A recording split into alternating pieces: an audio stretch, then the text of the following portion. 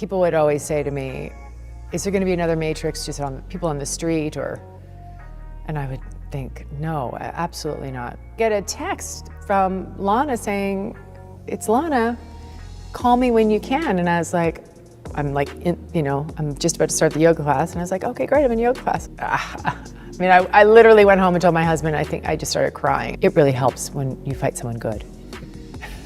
They make you look really good. Carrie-Anne Moss first played the role of kick-ass motorcycle-obsessed action hero / computer hacker Trinity back in 1999, and now she has reprised the role in The Matrix Resurrections. The most important thing to me was that I didn't do it from any kind of desperation, to be someone I used to be, right? So I trained, and I had stamina to get to and strength to find, and it took a long time. Moss returns alongside Keanu Reeves in the long-awaited 4th installment, which will be released in cinemas December the 22nd. Guys, are you going to be watching it at the cinema, big screen experience, or are you going to be streaming it at home on HBO Max? For me, it has to be the big screen experience. I just think films like this, with the way it looks, the effects, the music, it just hits you harder when you watch it on a big screen. I'm Max, this is Flip Your Wig. If you're new, welcome. This is a channel dedicated to film, TV, sometimes music, things that I'm completely obsessed with. Please do be a part of the community, hit the subscribe button, and don't forget to turn your notifications on so you don't miss a video. Okay, so let me tell you a little bit of a backstory. Trinity, she was a computer hacker who was freed from the Matrix by Morpheus and became one of a band of rebels living in Zion.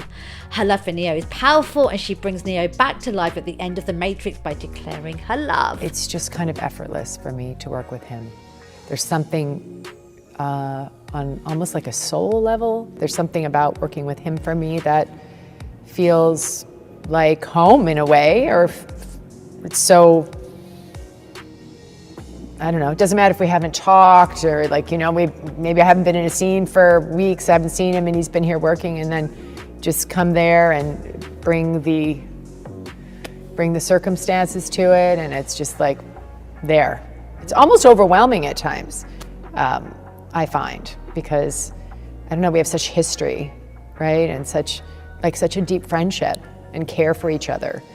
And it's so genuine and not based on anything other than just respect and integrity and compassion and care, that then you have that already. And then you bring, what Lana has created for the characters and how much we both love these characters. I think quite a few times we'd both just start crying just because it's so deeply moving for us, Neo and Trinity. We love them.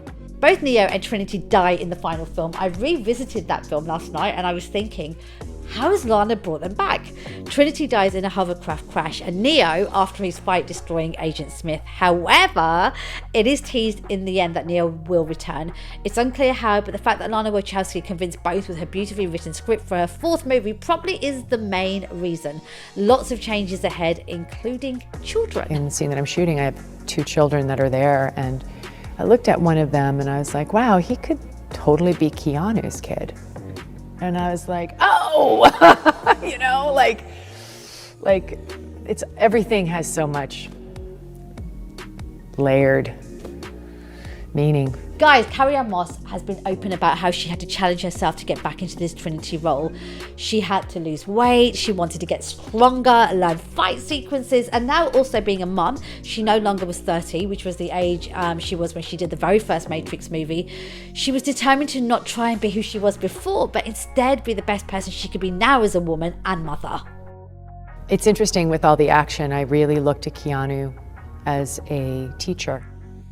He's so gifted in this genre, and he has such an ability with his body to tell story. And I joke that we should make a master class of him teaching people because he's so good. And I didn't know that back then. I knew he did a great job, but I didn't understand, his mastery is just really unbelievable. Guys, are you as excited as me? Are you looking forward to seeing this on the big screen? Hi to Deffy Ryan, one of the many comments on the Lana Wachowski interview, which is currently live on the channel for you to enjoy. Jeffrey says, crazy thing is life is repetitive, just like creating different music, but they say similar things or sound similar, but they were done again somewhere and something else. Why are you trying to confuse me? Hi also to Tyler Walsham, who makes a really interesting point on he's intrigued about this whole idea of relaunches and reboots over the last 5 years. Will it be based around nostalgia, or will we get something fresh and new? Hi to Reginald, who says this looks awesome. Gabrielle Z says, already bought my tickets, and I also bought a subscription to HBO Max just so I could watch it again. Interesting. Okay, let's squeeze one more in. This is from Laura, who says, I can't wait to see this. I transitioned in 2016, and the fact that Lana is trans adds another level of connection to the Matrix films for me. The whole red pill, blue pill scene in the first film is a very powerful symbol for the transition or die crisis that many transgender people experience in the final moments leading up to a decision to transition. I can only wonder if Lily and Lana Wachowski were struggling with that decision themselves when they wrote that scene. Laura, it's really interesting you say that.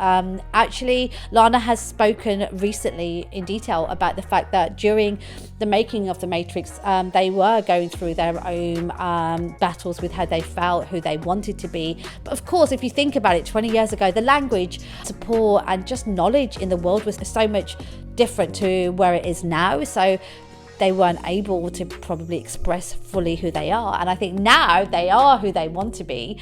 That I think that is part of why they wanted to make this film. So it will be really interesting to see what those other messages we will see woven within the story of Neo and the Matrix. Guys, subscribe. I'll be back soon with more videos. Take care. Bye.